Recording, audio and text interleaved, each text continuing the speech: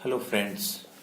तो जैसे कि अपन ने पिछले वीडियो तक पढ़ा कि आगम की अवधारणा के बारे में अपन पढ़ रहे थे, तो थोड़ा बहुत अपन ने बेसिक पढ़ लिया था कि आगम होता क्या है, कुल आगम क्या होता है, सीमांत आगम क्या होता है और औसत आगम क्या होता है।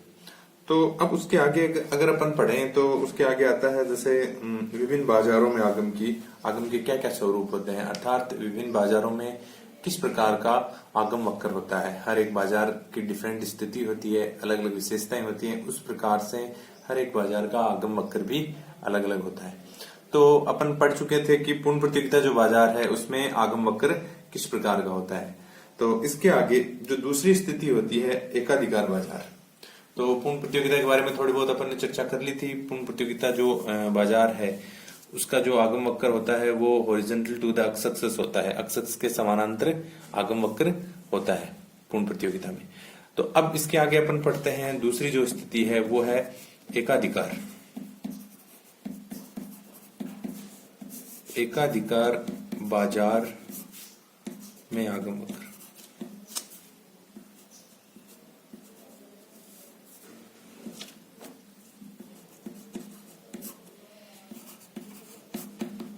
देखो, सबसे पहली बात तो यह है कि एकाधिकार होता क्या है। एकाधिकार बाजार कौन सा बाजार होता है जिसको अपन एकाधिकार कहते हैं। तो नाम से स्पष्ट हो रहा है कि एकाधिकार का अर्थ है कि उसमें जो बेचने वाला है या जो उत्पादक है वो अकेला एक ही स्वामी होता है। तो ऐसा बाजार जिसमें एक अकेला ही उत्पादक हो और वही वस्तु का क्या हो, विक्रेता हो, तो वो बाजार एकाधिकार की श्रेणी में रखा जाता है। अब देखो, ये जो बाजार होता है, जैसे पूर्ण प्रतियोगिता बाजार में अपन कुछ मोटी मोटी विशेषताएं पढ़ी थी, आगे आपके बाजार पूरा चिप्ट रहेगा, उसमें अपन एकदम ठीक ढंग से विस्तृत रूप में अध्ययन करेंगे कि बाजार की स्थितियां कैसी कैसी होती हैं, बाजार में कहाँ फर्म का संतुलन होता है, कौन सा आगम वक्र होता है। यहाँ आपके बस आगम के बारे में ही बताया गया। आगम की अवधारणा है तो आगम होता क्या है, अर्थात रेवेन्यू कहते किसको है, इसी के बारे में बताया गया है। तो यहाँ विभिन्न जो बाजार की स्थितियां हैं उनमें सबके आगम वक्र किस प्रकार से होंगे उनके बारे में बताया गया है। तो अपन ने पूर्ण प्रतियोगिता के बाद में अपन बात करते हैं एकाधिकार। तो एकाधिकार का थोड़ा बहुत आपको ऐसे पता होना चाहिए कि भाई एकाधिकार है क्या। तो ये अपन ने बात कर ली, जिसमें एक ही उत्पादक होता है, वह स्वयं ही वस्तु का उत्पादन करता है और वही स्वयं ही वस्तु को बेचता है। उस स्थिति को अपन कहते हैं एकाधिकार। तो देखो, एकाधिकार में जब एक ही उत्पादक होगा, एक ही बेचने वाला होगा, तो इससे एक बात तो स्पष्ट होती है कि जैसे पूर्ण प्रतियोगिता और एकाधिकार की तुलना की जाए तो सीधी सी बात है कि एकाधिकार में अगर एक ही उत्पादक है, एक ही बेचने वाला है, तो वो स्पष्ट सी बात है कि वो कीमत पूर्ण प्रतियोगिता की बजाय क्या रखेगा, ज्यादा रखेगा। ये एक स्पष्ट सी बात है या व्यवहार में लागू होने वाली सी बात है कि कहीं भी, चाहे आप कहीं की भी बात कर लो, अगर बेचने वाला एक ही होगा बाजार में, तो बेचने वाला एक ही होने या उत्पादक एक ही होने से वो अपनी क्या करेगा, मनमर्जी करेगा। तो उस मनमर्जी के हिसाब से वो क्या करेगा, जो ग्राहक होंगे या जो उसके कस्टमर होंगे उनसे अधिक कीमत वसूल करने की कोशिश करेगा। तो अपन इसमें अगर बनाना चाहे, इसका टीआर वक्र बनाना चाहे कि उसको टोटल रेवेन्यू किस प्रकार से प्राप्त होता है, तो देखो टीआर वक्र पहले क्या होता है कि बढ़ता हुआ होता है ऐसे, और एक टॉप स्थिति पर पहुंचने के बाद ये टीआर वक्र होता है आपके एकाधिकार बाजार में। और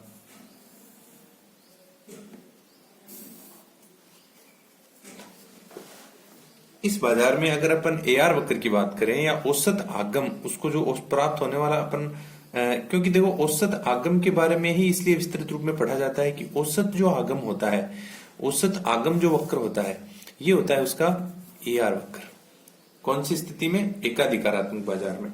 एआर देखो, औसत आगम वक्र के बारे में ही विस्तृत रूप से इसलिए पढ़ा जाता है। आगम वक्रों की जब बात की जाती है तो उसमें क्योंकि जो आपका एवरेज रेवेन्यू है उसी औसत आगम वक्र पे ही हमेशा कीमत का निर्धारण होता है। पिछले जो बाजार की स्थिति थी उसमें अपन ने देखा था कीमत का निर्धारण फर्म नहीं कर पाती है, क्योंकि बाजार में इतनी ज्यादा फर्में होती हैं कि उनके हाथ में ये नहीं होता है कि वो वस्तु की कीमत का निर्धारण कर दे। तो वहां जो कीमत का निर्धारण था वो उद्योग करता था, पर यहाँ स्थिति एकदम से उल्टी है। यहाँ वो खुद ही तो उत्पादक है और वो खुद ही क्या है, फर्म है, बेचने वाला है।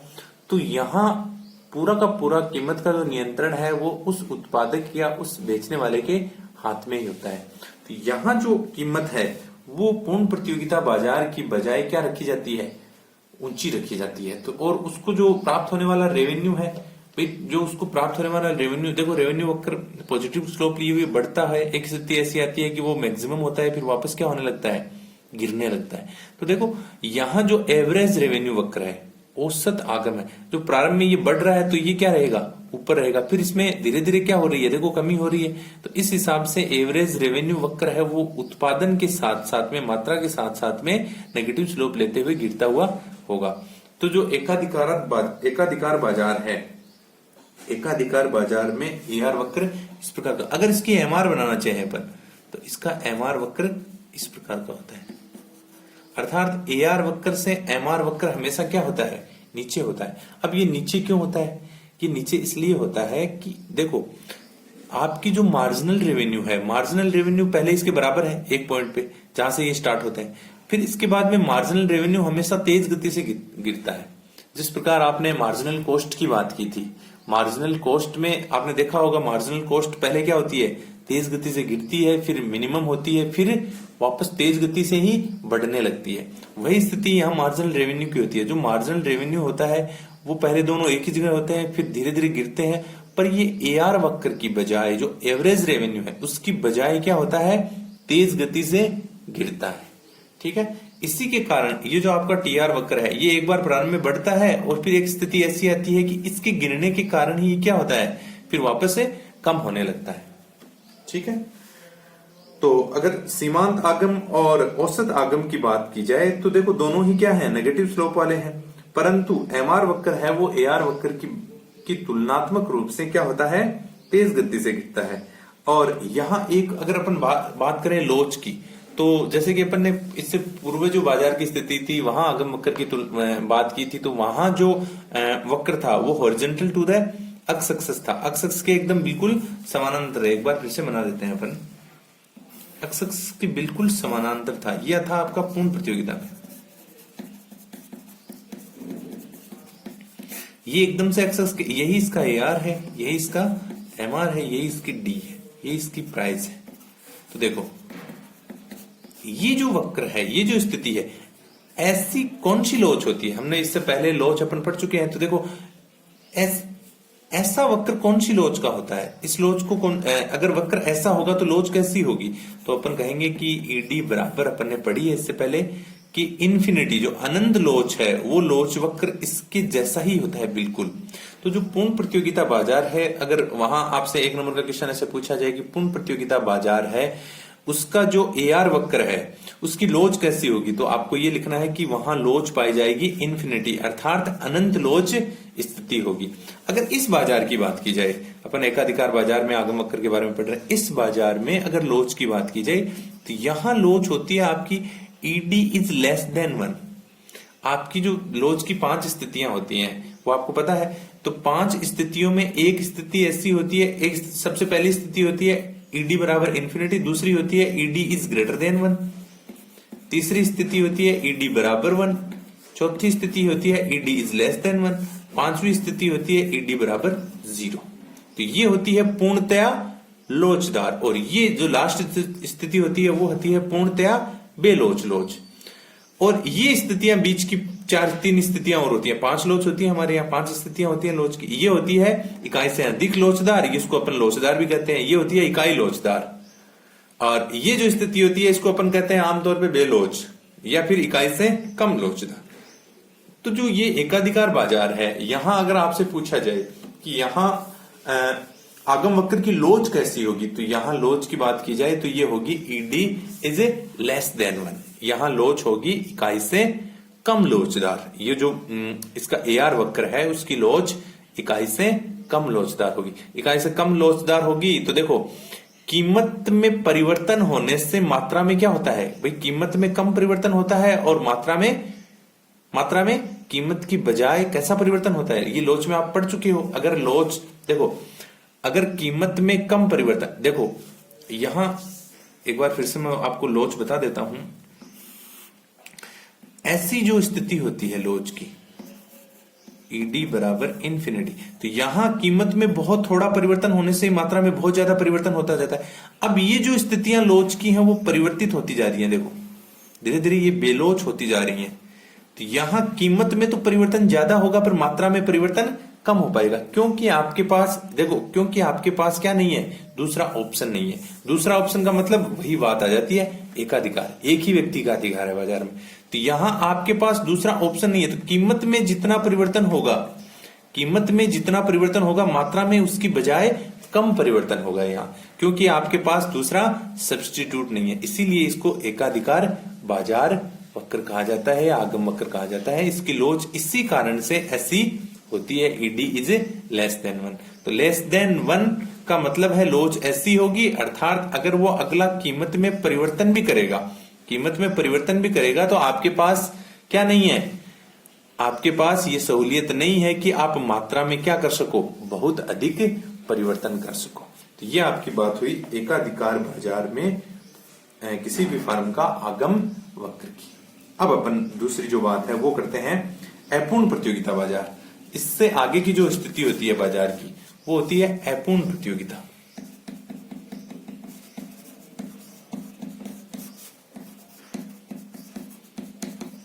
देखो अपूर्ण प्रतियोगिता बाजार, अपूर्ण प्रतियोगिता क्या होती है कि यहां बाजार में कुछ एक फर्में होती हैं जिनके बीच में क्या होती है, प्रतिस्पर्धा होती है अपनी वस्तु को अधिक से अधिक बेचने की। तो देखो व्यवहार में ये जो बाजार है अपूर्ण प्रतियोगिता बाजार है, देखो व्यवहार में ना तो पूर्ण प्रतियोगिता पाई जाती है, ना ही व्यवहार में पूर्णतः एकाधिकार पाया जाता है। तो बाजार में फिर आमतौर पे स्थिति पाई कैसी जाती है, तो अर्थव्यवस्था में मुख्यतः अपूर्ण प्रतियोगिता जो बाजार है वो स्थिति आमतौर पे प्रमुखता से पाई जाती है। तो हमारे जो बाजार है, जो हमारी जो अर्थव्यवस्थाएं हैं वो अपूर्ण प्रतियोगिता बाजार की जो अर्थव्यवस्थाएं हैं वैसी अर्थव्यवस्थाएं कही जाती हैं, या बाजार में मुख्यतया अपूर्ण प्रतियोगिता की ही स्थिति पाई जाती है। ये एक व्यवहारिक और वास्तविक अवधारणा है। अपूर्ण प्रतियोगिता वो सारी तो क्या है, दोनों काल्पनिक हैं भाई, ना तो बाजार में पूर्ण प्रतियोगिता पाई जाती है, ऐसी स्थिति हो ही नहीं सकती कि बाजार में आप किसी वस्तु की परिवहन लागत पाई नहीं जाए, या फिर हर जगह कीमतें एक ही जैसी हो, बिल्कुल भी बदलाव नहीं हो, या फिर पहली जो विशेषता है वही हो कि बाजार में असंख्य क्रेता और विक्रेता पाए जाते हैं। ये व्यवहार में पूर्णतः लागू नहीं होती है, असंख्य कुछ नहीं होता है, यहाँ संख्या में सब कुछ गिना जा सकता है। तो वो तो क्या है, काल्पनिक अवधारणाएं हैं दोनों, पूर्ण प्रतियोगिता और एकाधिकार बाजार। और ये जो अपूर्ण प्रतियोगिता बाजार है ये है वास्तविक जो अवधारणा होती है, जो वास्तव में स्थिति पाई जाती है, उस स्थिति को कहा जाता है अपूर्ण। तो इस जो प्रतियोगिता है अपूर्ण प्रतियोगिता है, इसमें अपन आगम वक्र के बारे में पढ़ेंगे। तो इसका जो आगम वक्र है आमतौर पे, इसका जो आगम वक्र है वो इस प्रकार का पाया जाता है। ये इसका AR वक्र हो गया, इसका MR वक्र हो गया। देखो यहां लोच होती है ED is greater than 1। ED is greater than 1 का मतलब आप लोच से समझ सकते हो कि कीमत में कितना परिवर्तन और मात्रा में, मतलब कीमत में तो कम परिवर्तन और मात्रा में अधिक परिवर्तन। अगर कीमतों में आमतौर पे अपन बाजार में देखते हैं कि कीमतों में थोड़ा परिवर्तन होता है, कई बार कीमतें थोड़ी कम होती हैं और वस्तुएं अपन अधिक खरीद लेते हैं। तो इस प्रकार की स्थिति देखो ये अगर आप कंपैरिजन रूप में देखो तो जो दोनों जो इससे पूर्व की स्थितियां हैं, जैसे अपन बात करें पूर्ण प्रतियोगिता की और बात करें एकाधिकार की, तो ये दोनों के बीच की स्थिति है। देखो उन दोनों में आपने देखा होगा कि एक में वक्र होता है पूर्णतः horizontal to the X axis, ऐसा AR वक्र होता है, और एक में होता है इकाई से कम लोचदार, ऐसा AR वक्र होता है। तो इन दोनों के बीच की जो स्थिति है, इन दोनों वक्रों के बीच की जो स्थिति है वो किसकी होती है, व्यवहारिक जो प्रतियोगिता है या जो अपूर्ण प्रतियोगिता है उस बाजार की स्थिति होती है। तो अब आप कह सकते हो कि ये पूर्ण प्रतियोगिता व एकाधिकार जो प्रतियोगिता है आपकी, उसका एक मिश्रण है, या उनके एक बीच की या व्यवहारिक स्थिति है। और इसके अंतर्गत जो एकाधिकारात्मक प्रतियोगिता है, या फिर अपन बात करते हैं अल्पाधिकार है या दयाधिकार है, ऐसी जो बाजार की स्थितियां होती हैं वो सम्मिलित होती हैं। अर्थात जो अपूर्ण प्रतियोगिता है उसके अंदर अगर बाजार में अपन पढ़े तो एकाधिकारात्मक प्रतियोगिता आती है जो कि बहुत ही इंपॉर्टेंट है, फिर है अल्पाधिकार, और फिर है दयाधिकार। दयाधिकार का मतलब है कि दो ही बेचने वाले होते हैं, पहले बाजार में एकाधिकार होता है, फिर दूसरा जो उत्पादक है या जो दूसरा विक्रेता है वो बाजार में एंट्री करता है, इसके बाद में बाजार दयाधिकार की स्थिति में आ जाता है। तो अपन ने बात की, जैसे अपन ने बात की एकाधिकारात्मक प्रतियोगिता, अपन ने बात की कि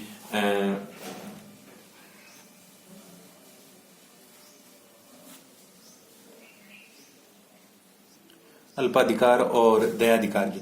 तो अब इसके आगे जो आपके सिलेबस है उसके अकॉर्डिंग है अल्पाधिकार। अल्पाधिकार, इसमें से जो मोस्ट ऑफ बात है, इसमें से बहुत बार एक छोटा क्वेश्चन पूछा जाता है अल्पाधिकार में से, यह बाजार की कौन सी स्थिति है। इसमें क्या होता है कि विभेदीकृत, अर्थात जो भी वस्तु बाजार में बेच रहे हो उसमें उन वस्तुओं में क्या पाया जाता है, विभेद पाया जाता है। आपकी वस्तु से दूसरी वस्तु थोड़ी सी क्या होती है, अलग होती है।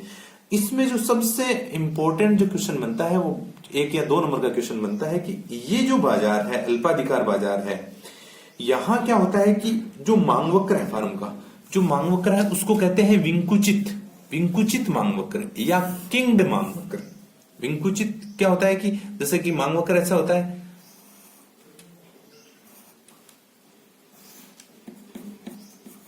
विंकुचित, यहां से ये क्या हो गया, बैंड हो गया, विंकुचित हो गया।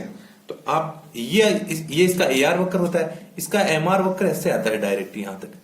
अब देखो जहां से ये विंकुचित हो रहा है वहां से वो क्या करता है, डायरेक्ट नेगेटिव में चला जाता है इस प्रकार। तो यहां से ये जो किंग्ड हुआ है या मुड़ा है, इसको कहते हैं विंकुचित मांग वक्र। तो इसमें विंकुचित मांग वक्र का मतलब है कि यहां कीमत क्या पाई जाती है, दृढ़ता पाई जाती है, कीमत स्थिरता पाई जाती है, कीमत बहुत ज्यादा फ्लक्चुएट नहीं होती है, बदलती हुई नहीं रहती है। तो ये जो स्थिति है, ये मात्रा की हो गई, ये कीमत की हो गई। तो ये जो स्थिति है, इसका जो आगम वक्र है, ये आगम वक्र किस प्रकार का होता है, ये होता है विंकुचित आगम वक्र, या इसको इंग्लिश में बोलते हैं किंग्ड आपका कर्व। और इस बाजार की मुख्य जो विशेषता है वो है कि इसमें कीमत स्थायित्व या कीमत दृढ़ता पाई जाती है। तो इस प्रकार आपके जो आगम की अवधारणा थी, ये चैप्टर पूरा हुआ। अगर इसमें किसी को कोई डाउट हो तो वो मेरे से कंसल्ट कर सकता है। That's it. और इसके जो आगे अपन चैप्टर पढ़ेंगे वो होगा एक फर्म का संतुलन कहाँ होता है, एक फर्म कौन सी स्थिति में संतुलन में होती है, जहां एक फर्म को कितना लाभ होता है, कहां फर्म को हानि होती है। That's it.